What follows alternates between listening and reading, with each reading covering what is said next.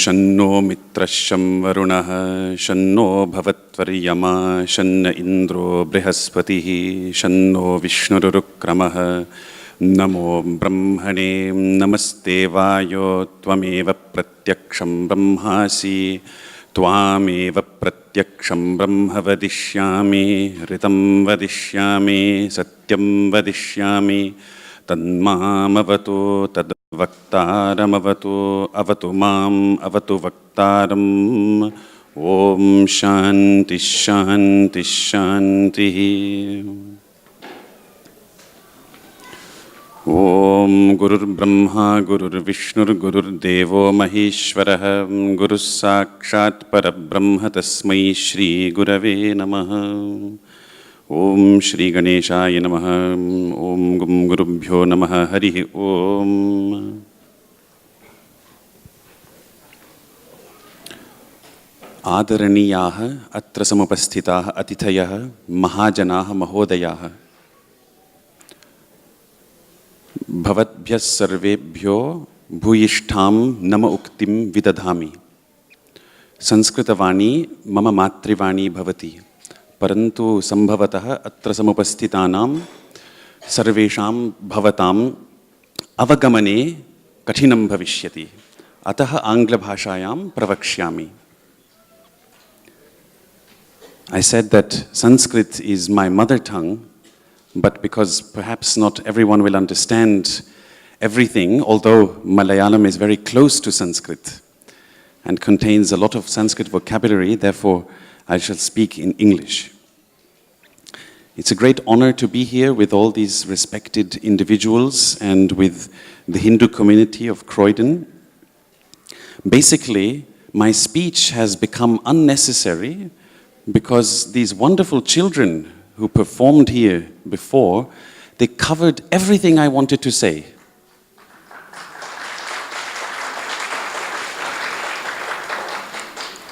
And it tells us something about the youth. When youth can do something like that, I was extremely impressed. When they can do something like that, then Hindu Dharma has a very bright future.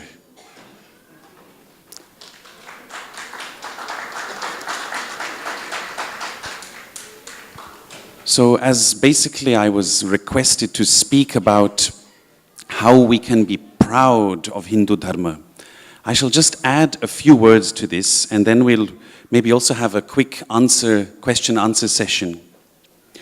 You see, today there is a big gap between what we call science and religion, science and dharma. But this gap is, in my view, and in the view of many respected scientists, philosophers, intellectuals, this gap is an illusion. And I want to give you a few examples from history. I have a couple of quotes here that I'd like to share with you. And please listen closely, because these were some of the brightest minds in history. And this is what they had to say about Hindu Dharma. I go to the Upanishads to ask questions. This statement was by Niels Bohr, who was a Nobel laureate and a theoretical physicist who is widely considered one of the fathers of modern theoretical physics, quantum physics. He said, I go to the Upanishads to ask questions. So he had the humility to realize that the Vedas and the Upanishads, which are part of the Vedas, that they had an insight, a profound insight that could help him understand his science. This is not a projection. This is not something that we as Hindus are saying. This is a fact. People like Niels Bohr were inspired by the Upanishads, deeply inspired. Then his fellow scientist, also an important figure in theoretical physics, Werner Heisenberg, he said the following: after the conversations about Indian philosophy, some of the ideas of quantum physics that had seemed so crazy suddenly made much more sense. Heisenberg is extremely important to modern physics. And I think we had a physicist by the name of Dr. Lakhani who was going to attend here, and he would be nodding now. He would say, yes, Heisenberg was one of the great ones. And then we have another wonderful scientist by the name of Erwin Schrödinger. And some of you might have heard the expression Schrödinger's cat. Has anyone heard this expression? Yes? And Schrödinger was not only an admirer of Vedanta and the Upanishads, he was a lover of Vedanta. And he said the following: "This life of yours, which you are living, is not merely a piece of this existence, but in a certain sense, it is the whole. This is, as we know, what the Vedas express in that sacred, mystic formula, which really is so simple and so clear. Tattvamasi, you are that." And we had a previous speaker who mentioned Tattvamasi, the great Mahavakya, the great statement of the Chandogya Upanishad, which really tells you, the listener, that in your innermost being, in your innermost heart, we could say the soul, but it's not a good translation actually. In your innermost nature, you are the ultimate reality, Paramatma, Brahman. So Erwin Schrödinger is explaining Tattvamasi to us. How wonderful is that? A Nobel Prize winning physicist who changed the world. Our technology wouldn't work without these people, is explaining Tattvamasi to us. And I think that is something that Hindus in our time need to know. They need to know, you need to know, we need to know what kind of respect Hindu Dharma has in the view of these scientists. And I'd like to share one more, and then we'll go to the next part.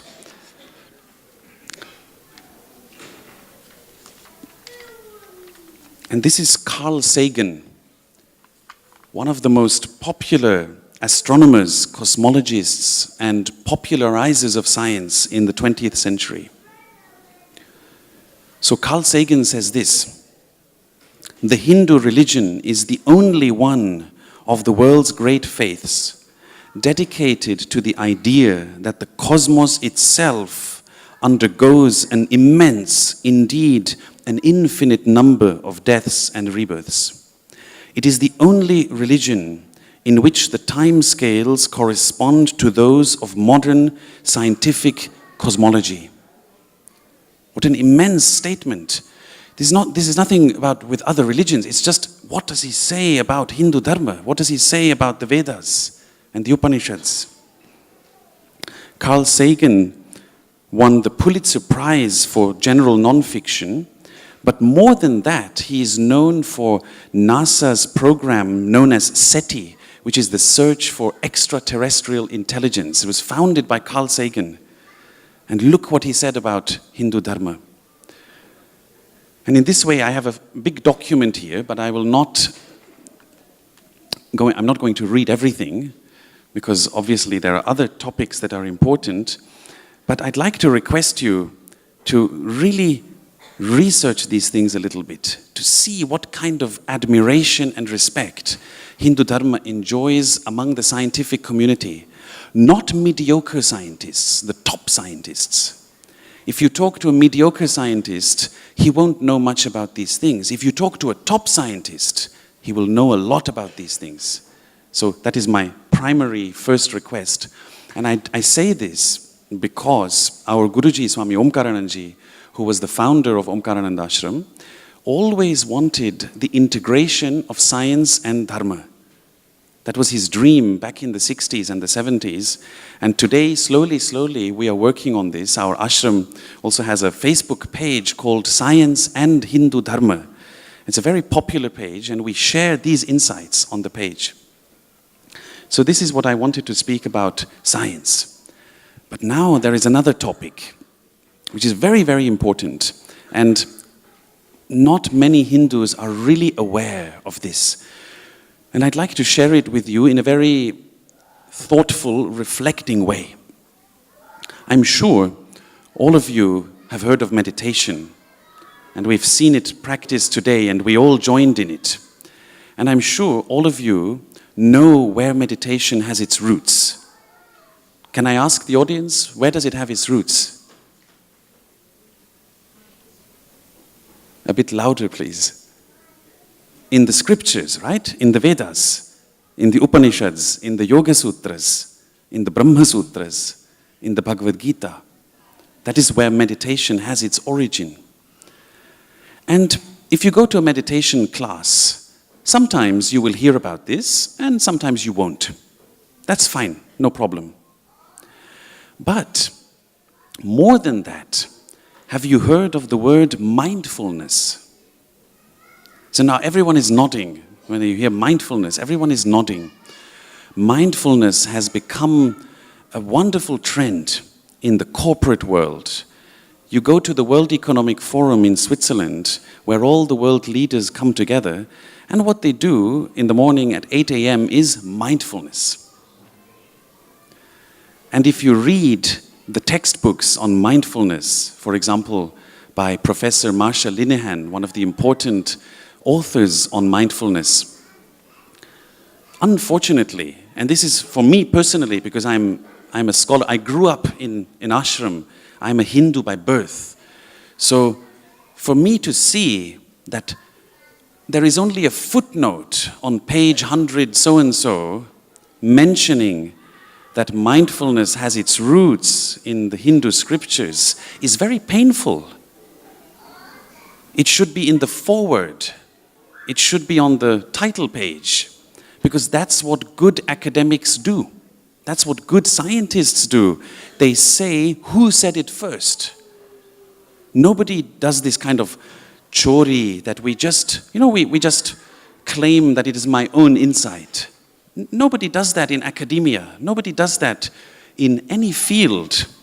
And yet, in the field of mindfulness, nobody tells us where it comes from. So I have one homework for all of you. The next time you hear the word mindfulness spoken or mentioned in some context, please just raise your voice for one moment. Don't shout.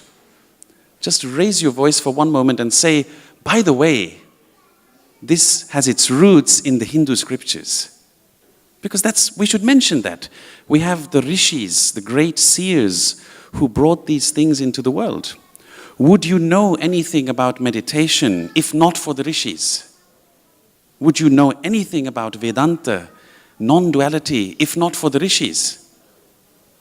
Would you? I wouldn't. I don't think you would. So we have a debt to these rishis. And in the Hindu Dharma, this is called the Rishi Rina. The debt towards the rishis, which is to study svadhyaya, to study and to teach pravachana. And the Taittiriya Upanishad says, svadhyaya pravachana bhyam na pramaditavyam, ma pramaditavyam. Do not be distracted from svadhyaya and teaching, from study and teaching. So it is basically a request to all the generations of Hindu Dharma down through the ages, do not neglect to study, do not neglect to teach.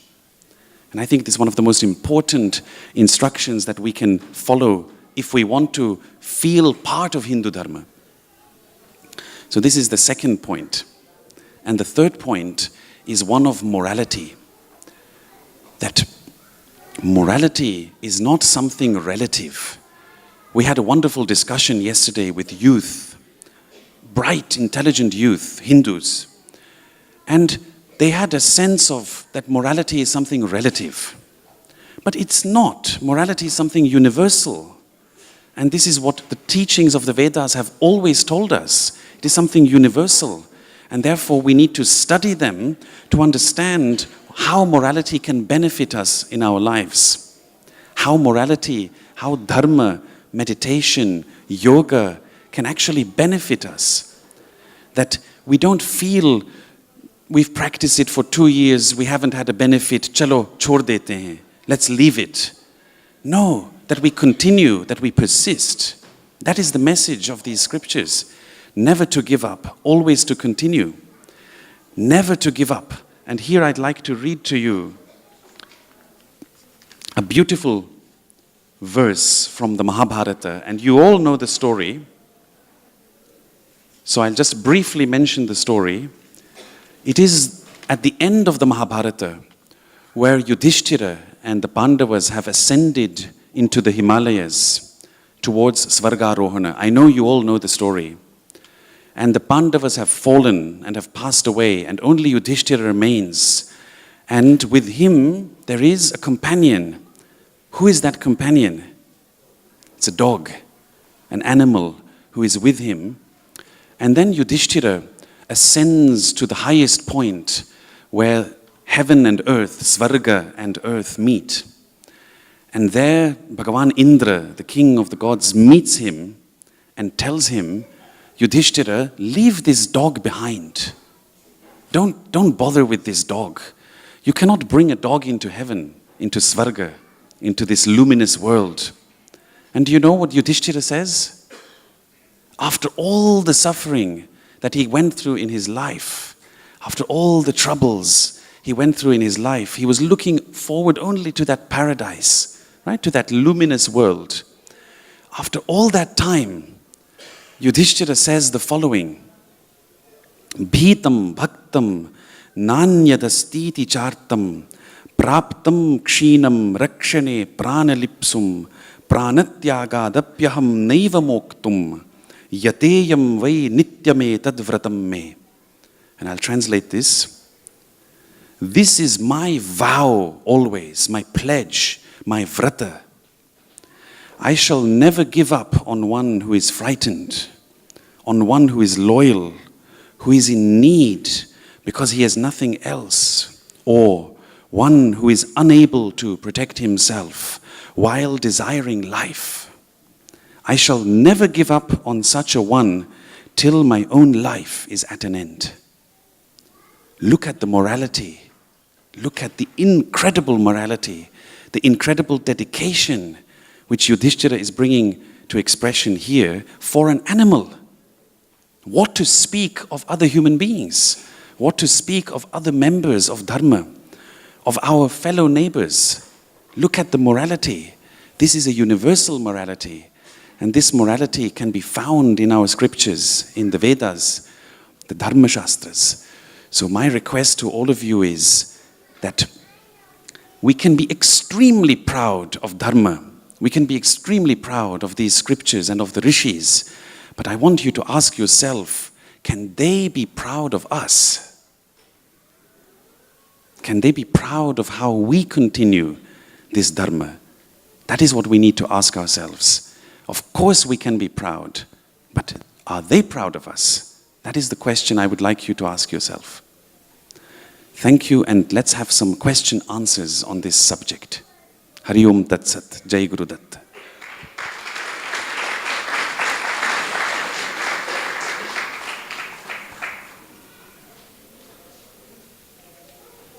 Perhaps if anyone has a question, we need a microphone.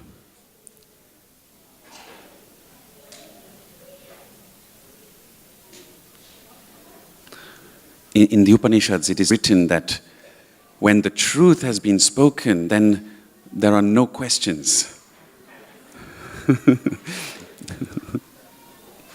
But there is a question, yes.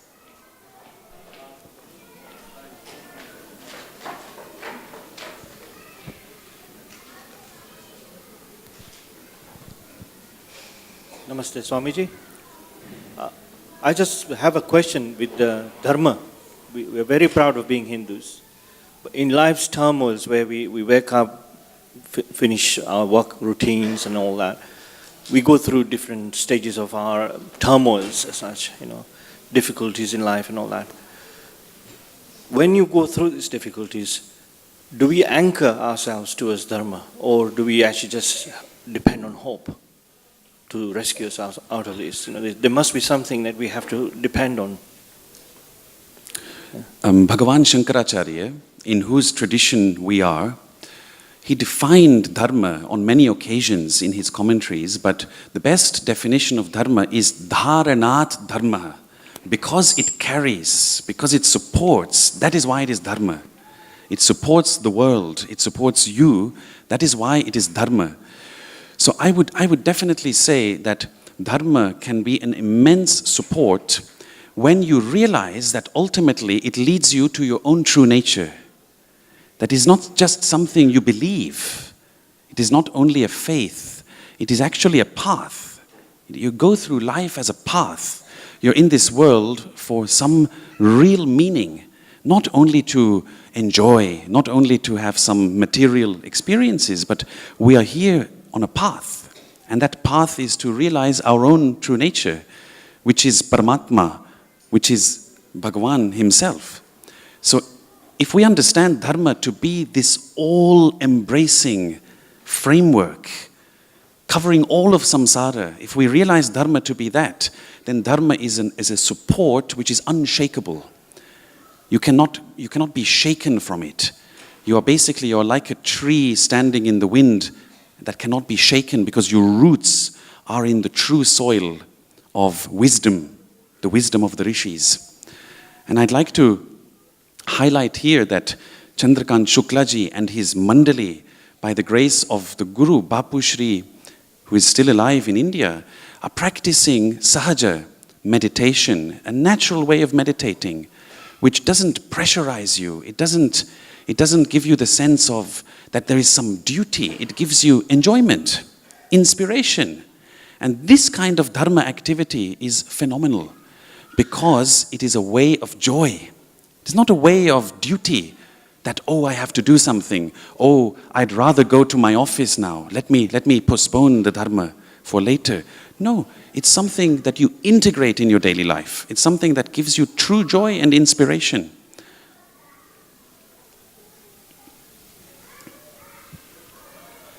One more question and then we finish.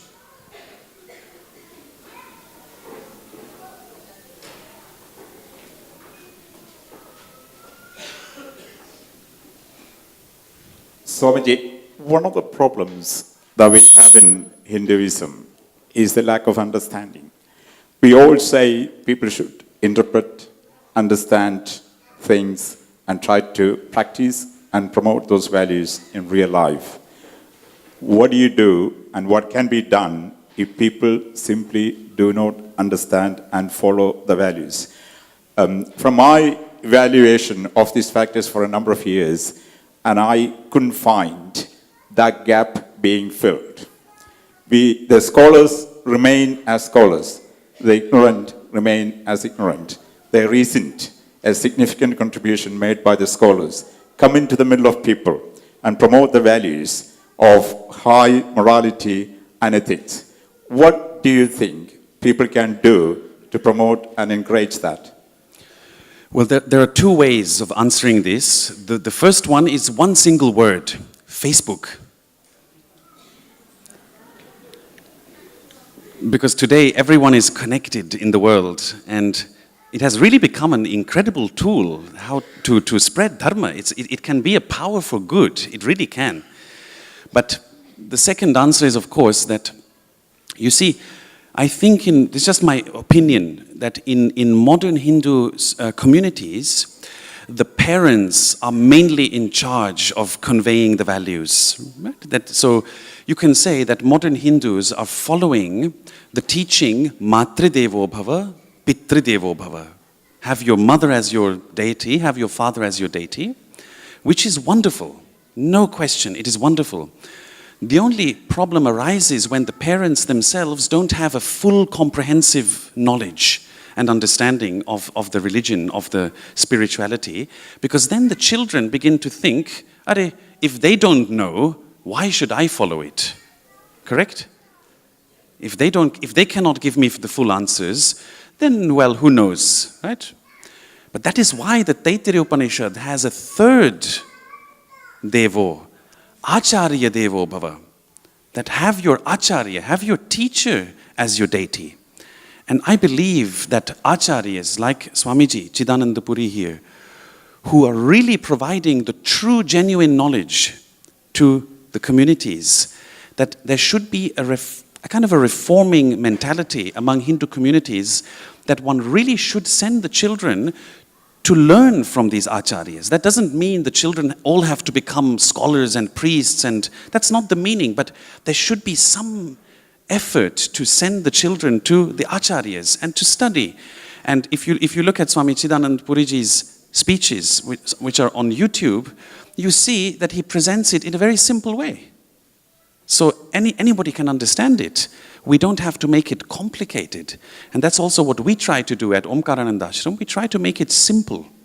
Simple, sweet, but authentic and genuine. And I think that is what is required today, that the youth feel inspired. And I'll finish with this statement. Youth should be encouraged to question all our shastras, the Upanishads. If you look at the Upanishads, it's all about questioning. You have a question, series of questions, and then they are answered. So you should not tell your youth, don't ask questions, have blind faith. We don't do that in Hindu Dharma. Hindu Dharma is the most questioning religion that I have come to know. I also studied comparative religion. It's the most questioning religion. It is a religion where debate is encouraged. It is a religion where doubting is encouraged. Because when you doubt, then you actually have a jigyasa, an interest to know. If you don't doubt, there is no interest to know. So please tell your youth, ask questions, be doubtful, but also seek the truth. Don't just remain in doubt, seek the truth. And then you will find the beauty and the strength of Hindu Dharma. Hari Om Tat Sat, Jai Guru Datta.